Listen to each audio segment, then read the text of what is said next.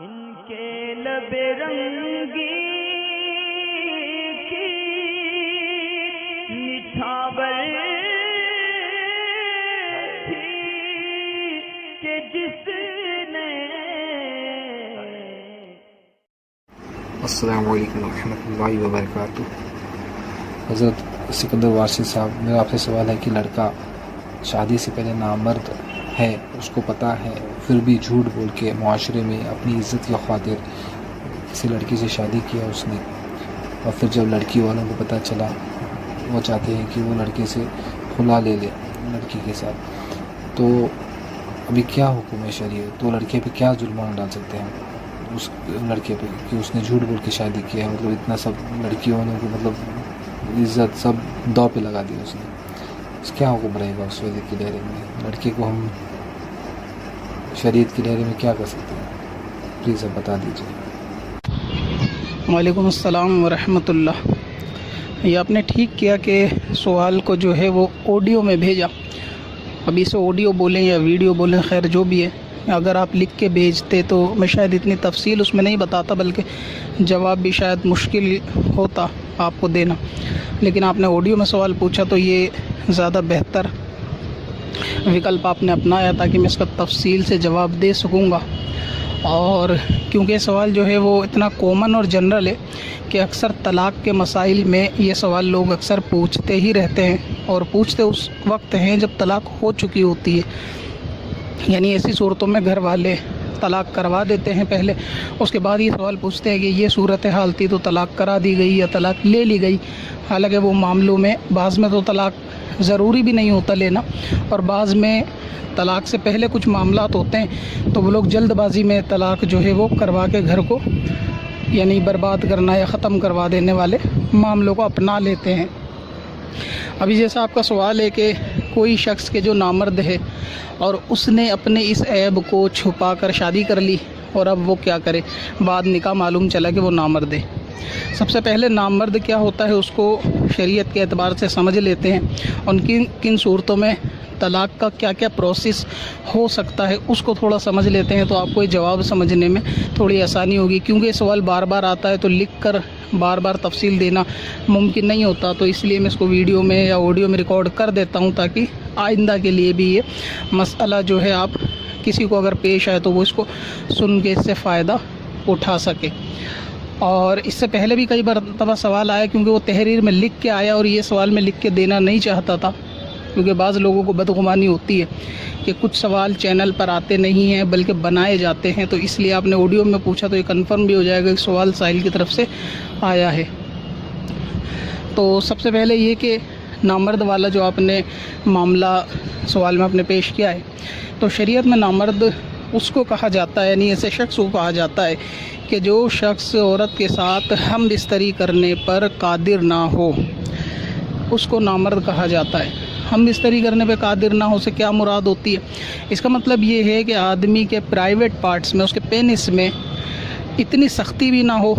इतना इंतशार ही ना होता हो कि वो औरत के साथ शहवत के साथ सेक्स कर सके, यानी औरत के साथ हम बिस्तर हो सके, या और आसान ज़ुबान में समझे कि औरत की शर्मगाह में अपनी शर्मगाह को दाखिल कर सके। अगर कोई आदमी इस कदर मरीज़ है, जिसको आम ज़ुबान में आप किन्नर कह सकते हैं या हिजड़ा वग़ैरह भी कहते हैं या गे कहते हैं, कि जिसके अंदर हम बिस्तरी करने की ताकत नहीं होती, तो ताकत ना होने से मुराद ये होता है कि उसके मखसूस पार्ट में, उसके पेनिस में इंतशार नहीं होता, सख्ती नहीं होती कि वो औरत के साथ सेक्स कर सके, या इस तरफ उसका रुझान ही नहीं जाता, उसको शहवत ही पैदा नहीं होती, ये सब मामले करने की, तो उसको कहा जाता है नामर्द। अब ये होता कैसे है, इसके भी कुछ प्रोसेस होते हैं। एक तो होता कुदरती तौर से, यानी कुदरती तौर से ही बंदे के अंदर ऐसा कोई उज्र पाया जाता है कि जिससे वो हम बिस्तरी नहीं कर सकता। और एक सूरत होती है कि बंदा कुदरती तौर से तो नहीं था, लेकिन बाद में कुछ ऐसे मामले हुए, और वो मामले जैसे कि कोई सड़क हादसा हुआ, कोई ऐसा एक्सीडेंट हुआ कि जिसकी बिना पर कोई नस दब गई या कोई injury inside of private parts जो है वो हो गई, जिसकी वजह से आदमी जो है वो नामर्द हो गया। या फिर ऐसा भी हो सकता है कि किसी ने किसी पर बंदिश करा दी, जादू करा दिया और उसको जादू के ज़रिए से नामर्द कर दिया गया। या फिर इसकी सूरत ये भी होती है कि प्राइवेट पार्ट में डायरेक्ट कोई चोट लग गई या कोई चीज़ लगी जिससे कोई नस ब्लॉक हुई या कोई ऐसा मामला हुआ कि जिसकी वजह से उसका प्राइवेट पार्ट में सख्ती ख़त्म हो गई कि अब वो जिमा हम बिस्तरी कर ही नहीं सकता। इस तरह से नामर्द भी हो जाते हैं। या ऐसा भी हो सकता है कि पहले उसको कोई और बीमारी हो जिसकी वजह से हार्ड दवाइयाँ खाई हो, जिसके रिएक्शन में ये एक्शन हुआ हो कि उसके अंदर से ये मामलात ख़त्म हो गए, नहीं दूसरी दवाइयों का साइड इफ़ेक्ट आप इसको कह लें, कि जिसकी वजह से आदमी जो है वो नामर्द हो जाता है। या इसका तीसरा रीज़न होता है किसी की इम्यूनिटी पावर इतनी कमज़ोर है, इतना वीक है कि उसको अक्सर बुखार रहता ही है, या और वो बुखार नमूनिया में या टाइफाइड में बदल जाता है अक्सर। तो ऐसे शख्स को भी इस तरीके की बीमारी पेश आती है। लेकिन बीमारी यानी ये जो बुखार वाली बीमारी होती है, इसके अंदर आदमी हम बिस्तरी पे कादिर होता है। इसमें स्पर्म मोटिलिटी या फिर ये कि स्पर्म क्वालिटी के अंदर फ़र्क पड़ता है, लेकिन हम बिस्तरी या जिमा करने या इंतशार पे फ़र्क नहीं पड़ता। तो अब ये कि अगर कोई शख्स ऐसा है कि जो किसी एक ख़ास औरत से हम बिस्तरी नहीं कर पाता लेकिन दूसरियों से हम बिस्तरी पे कादिर है, मसलन ये कि किसी की एक से ज़ायद बीवियाँ हैं, अब वो एक के साथ हम बिस्तरी नहीं कर पाता, दूसरी के साथ कर पाता है, और जो पहले के साथ नहीं कर पाता वो किसी ने इसको बंदिश या जादू करा दिया किसी आपसी रंजिश की वजह से, या घर ख़ानदानों में भी होता है कि फ़लाँ की शादी फ़लाँ से ना हो, हमारी बेटी से हो जाए, इस तरीके के मामले में, तो फिर भी वो शख्स जो है वो मुकम्मल तौर से नामर्द करार नहीं पाएगा, बल्कि वो उस औरत के हक़ में नामर्द करार पाएगा जिसके साथ हम बिस्तरी नहीं कर पा रहा, और जिसके साथ वो हम बिस्तरी कर पा रहा है उसके साथ वो मर्द करार पाएगा। तो किसी भी शख्स का नामर्द होना या शरीयत में नामर्द करार देना जिसकी बिना पर तलाक़ें कराई जाती हैं, वो उसी वक्त होता है कि जब कि आदमी को ये तहकीक हो कि वो हम बिस्तरी पर कादिर है या नहीं, ये तहकीक, ना कि इसका मामला स्पर्म के ऊपर या इस तरीके की टेस्ट या इस तरीके की रिपोर्ट्स या औलाद के होने ना होने के बेस्ड पर नहीं होता। तो अब ये कि आपने जैसा सवाल किया कि अगर कोई शख्स ऐसा है कि वो नामर्द है, उसने बात छुपाई, तो अगर वाकई सूरत, ये मैंने तारीफ़ इसलिए बताया ताकि आपको आगे सवाल समझने में आसानी हो जाए कि कहाँ पे तलाक़ की गुंजाइश होती है और कहाँ पर वक्त देने की गुंजाइश होती है। अब अगर सूरत यही है जैसा कि आपने बयान किया कि कोई शख्स नामर्द था और उसने शादी कर ली, तो अब आप समझ गए होंगे कि नामर्द होना किसको कहते हैं, यानी हम बिस्तरी ना कर पाना उसको नामर्द कहते हैं। तो ऐसे शख्स को निकाह करना ये जायज़ नहीं है। अगर कोई शख्स ऐसा है कि वो नामर्द है, हम बिस्तरी ही नहीं कर पाता, औरत की तरफ रुझान ही नहीं होता, उसका सेक्स करने का दिल ही नहीं होता, उसका करता ही नहीं है वो, और कोशिश भी करता है तो कर नहीं पाता, तो ऐसी सूरत में उसको निकाह करना ये जायज़ नहीं है, बल्कि निकाह करेगा तो गुनाहगार होगा। और अगर बिलफ़र्ज़ ऐसे शख्स ने चोरी यानी छिपा के अपने ऐब को या अपने बीमारी को छिपा के निकाह कर भी लिया, तो इस शख्स पे वाजिब है कि ये अपनी औरत को तलाक़ दे के रुख़्सत करे ताकि वो कहीं और जाके निकाह करे और अपनी ज़िंदगी को यानी खुशी से बिता सके।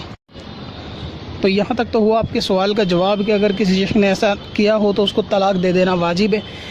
अब वो तलाक़ नहीं देता तो औरत खुला ले ले और उससे जुदा इख्तियार करे। अब इसमें होता क्या है कि अगर आदमी तलाक़ नहीं दे तो क्या करें, ऐसा भी होता है। तो अगर आदमी तलाक़ नहीं देता तो लोग इसका हल अपनी अक़ल से वो ये निकालते हैं कि औरत का निकाह कहीं और जबरन कर देते हैं, और उसमें जो है वो बहाना उजरिए पेश करते हैं कि फ़लाँ शख्स ने तलाक़ दी ही नहीं तो हम क्या करते। तो इसके बीच में भी शरीयत ने एक रास्ता निकाला है, यानी ऐसा तो नहीं है कि शरीयत में औरत के लिए कोई रास्ता ना हो कि अगर ऐसा हो तो क्या होगा, क्योंकि ये तो औरत के लिए सारे रास्ते बंद से नज़र आ रहे हैं ना कि आदमी तलाक़ नहीं दे रहा तो औरत फंस गई, तो ऐसा नहीं होता। इस सूरत में होता ये है कि अगर कोई शख्स नामर्द है और वो औरत के साथ जिमा हम बिस्तरी नहीं कर पा रहा, तो औरत जो है वो शहर के काजी के पास जाके अपना दावा पेश करेगी कि ऐसा ऐसा मामला है और मेरा आदमी मुझे तलाक़ नहीं देता। शहर का काजी अब क्योंकि इस्लामी हुकूमत नहीं है तो बादशाह किसको काजी करार देगा, तो ऐसी सूरत में जो आपके शहर का सबसे बड़ा आलिम होगा सहीउल अक़ीदा सुन्नी, तो ऐसा मुफ्ती जो है वो काजी के कायम मकाम होगा।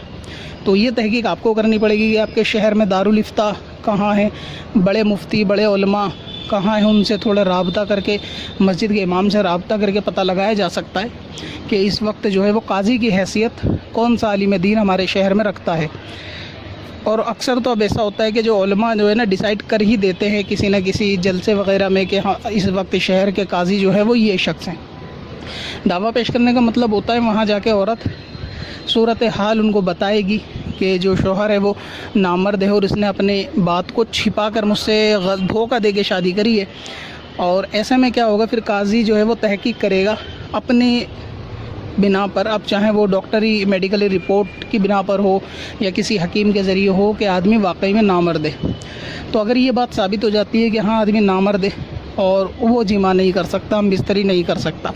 तो फिर काजी जो है वो उस आदमी को 1 साल की इलाज कराने की पहले मोहलत देगा, यानी मुकम्मल 1 साल 355 दिन, इसमें एक भी दिन कम नहीं। उसके बाद इसको 1 साल का टाइम दिया जाएगा कि अपना इलाज कराए। फिर इन दोनों को उस दौरान भी साथ ही रहना होगा। अब वो इलाज के अपने प्रोसेस है कि अगर डॉक्टर मना करे कि इलाज के दौरान हम बिस्तरी ना करो तो फिर बेहतर है कि ना करी जा, मतलब औरत बाकी जो है घर की जिम्मेदारियां आदमी की निभाएगी उस वक्त भी। ऐसा नहीं हो सकता कि आदमी 1 साल का इलाज करा, औरत अपने घर जाके बैठ जाए, आना ही ना चाहे कि अब जो है ना वो तलाक ही लेनी है, मेरे को जाना नहीं है। तो ये फ़िलहाल दुरुस्त नहीं है। जहाँ इतना सब्र किया वहाँ थोड़ा और सब्र करे कि थोड़ा उसके घर पे ही रुके, उसके जो भी उसकी शौहर होने के हक़ हैं उसको अदा करे, उसका खाना कपड़ा वगैरह जो भी है, और आदमी पर जो जिम्मेदारियां हैं औरत की वो उसको उसका कपड़ा खाना पीना वो अदा करे। फिर 1 साल मुकम्मल होने के बाद ये फिर दोबारा अगर पाए औरत, अगर आदमी ठीक ही हो जाए तो मसला ही ख़त्म हो जाएगा। अगर वो हम बिस्तरी कर पा रहा है, इलाज से ठीक हो गया तो ठीक है, मसले ख़त्म। और अगर फिर भी ऐसा नहीं हो तो औरत दोबारा उसी काजी के पास जाके फिर से अपना दावा पेश करेगी कि आदमी ऐसा ऐसा मामला और इससे तलाक ये नहीं देता। अब फिर दोबारा काजी इसको बुलाएगा और ये चीज़ तहकीक हो चुकी होगी बाद में कि इलाज कराने के बाद भी इसने जो है वो हम बिस्तरी पे कादिर नहीं हो, तो काजी इसको जो है वो तलाक कराने का हुक्म देगा। जाहिर है कि आदमी तलाक अगर नहीं देना चाहेगा तो वो नहीं देगा, अपनी ज़िद पे रहेगा कि मुझे तलाक नहीं देनी। तो फिर ऐसी सूरत में काजी जो है वो निकाह को ख़त्म करा दे। असल में इसे फ़स्ख़ निकाह कहते हैं कि निकाह को ख़त्म कराना। काजी पे पावर होती है कि वो निकाह को ख़त्म करा दे, तो फिर उसके बाद औरत जो है कहीं और निकाह कर सकती है। तो ये प्रोसेस होता है औरत को निकाह यानी तलाक कराकर निकाह से बाहर करने का। तो ऐसा नहीं है कि आप अपनी अकल से ख़ुद ही बिना शरीयत के जो दायरे हैं या जो उसमें रूल रेगुलेशन है उसको छोड़कर ख़ुद अपने पास से कहीं और निकाह कर लो, ऐसा नहीं हो सकता। अगर शौहर तलाक नहीं देता तो ये सूरत होती है आप काजी के पास जाएँ और वहाँ तलाक दे। और अक्सर आदमी तलाक नहीं देता, वो सूरतें ऐसी जुल्म की ही होती हैं जिसमें नहीं देता, वरना अक्सर केसों में तलाक लेना वाजिब भी नहीं होता, क्योंकि इस केस में वाजिब है कि आदमी को तलाक वाजिब है कि वो दे दे औरत को, अपने पास ना रखे। और लेकिन हर सूरतों में वाजिब नहीं होता, हर सूरत में आदमी को इख्तियार है कि वो ना दे। तो फिर जो है वो इस तरह से जो काजी है वो अपनी पावर से उस निकाह को ख़त्म कराएगा और औरत कहीं और निकाह कर सकती है, इस तरह वो आज़ाद होती है। अच्छा, ये सब सूरतें उस वक्त पेश आएंगी कि जब आदमी तलाक ना देने पे अड़ा हुआ हो और औरत उससे जुदा इख्तियार करती हो। अगर आदमी ख़ुद ही उसको तलाक देना चाहता हो या औरत उससे मुतालबा करे कि मुझे तलाक दे दें आप, और आदमी तलाक दे दे, तो फिर काजी तक जाने का मसला ही नहीं है, फिर तो बात वहीं पे ख़त्म हो जाएगी। औरत तलाक ले और अपना दूसरा निकाह का इंतज़ाम कर ले, कोई मसला नहीं है उसमें। ये सूरतें उस वक्त फिर पेश ही नहीं आनी। हाँ, अगर औरत ख़ुद अपने पास से भी इलाज का टाइम देना चाहती है, मसलन ये कि औरत ख़ुद उसको इलाज का टाइम 1 साल 2 साल देना चाहती है, तो उसकी मर्ज़ी। और इलाज के बाद भी सूरत नज़र नहीं आती कि भाई इलाज के बाद भी हम बिस्तरी नहीं कर पाता वो आदमी, तो फिर औरत को इख्तियार है कि वो तलाक तलब करे। आदमी को चाहिए कि तलाक दे दे। अगर नहीं देता, ज़िद पे अड़ता है, तो खुला ले ले औरत। अगर वो खुला से नहीं मानता तो फिर वो शहर के काजी के पास जाकर अपना निकाह ख़त्म करा ले। फिर आदमी तलाक दे ना दे, काजी भी अपनी पावर से निकाह को ख़त्म कर देगा। और अगर इसमें सूरत ऐसी होती है कि कोई औरत साथ रहना ही चाहती है, मसलन ये कि आदमी की मोहब्बत में वो गुज़र बसर साथ कर लेगी इस ऐब के साथ, तो फिर उसको भी औरत को अपना इख्तियार है कि वो अगर करना चाहे तो उसको कोई रुकावट नहीं है। लेकिन इसमें अहम चीज़ ये है कि ये यकीन गालिब होना चाहिए औरत को कि वो ताउम्र वाकई में इस सूरत हाल में उसके साथ रह सकती है या नहीं। अगर वो गुनाह में पढ़ने के उसके इम्कान है, शक है कि ज़ाहिर है कि गुनाह में जाएगी या दूसरी तरफ दूसरे गुनाहों में मुब्तला हो जाएगी, तो फिर औरत को ऐसा नहीं करना चाहिए, यानी तलाक़ लेके दूसरा निकाह ही करना चाहिए। और अगर उसको ये उम्मीद है कि भाई बीमारी ठीक हो जाएगी और जब तक बीमारी में मैं साथ रहना चाहती हूँ या इलाज कराना चाहती हूँ साथ में, मतलब औरत की अपनी हिम्मत की बात है, अगर वो साथ देना चाहे और इस तरह से ना अलग होना चाहे, चाहे आदमी की मोहब्बत ही में क्यों ना हो कि वो साथ रहे, तो उसका इख्तियार है, वो रह सकती है। और अगर इलाज से फ़ायदा हो जाए तो ठीक है, ना फ़ायदा हो तो फिर औरत को भी इख्तियार है तलाक़ लेने ना लेने का। अब इसमें जो है ना अक्सर तलाक़ की बिना में जो जल्दबाजी होती है वो क्या होती है, जैसे शादी हुई